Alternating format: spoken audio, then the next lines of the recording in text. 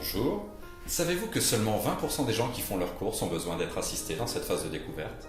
80% du grand public ont eux envie d'être laissés seuls pour découvrir par eux-mêmes ce qu'ils veulent.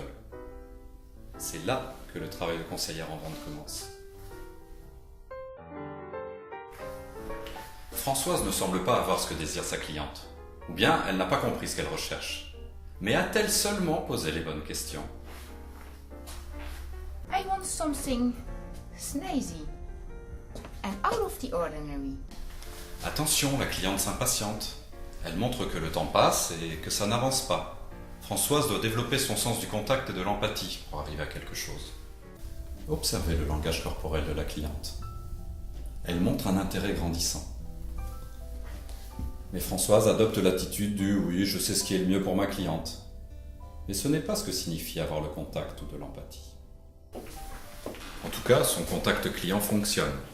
C'est le moment propice pour montrer qu'elle comprend les critères qui sont importants pour sa cliente. Une note branchée et un service de qualité.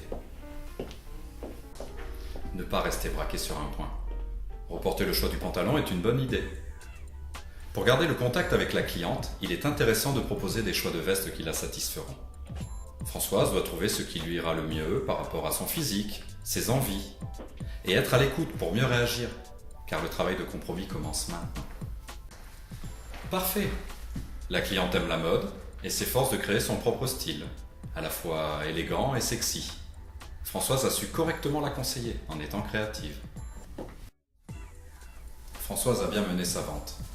Maintenant, il lui faut des arguments chocs pour la finaliser.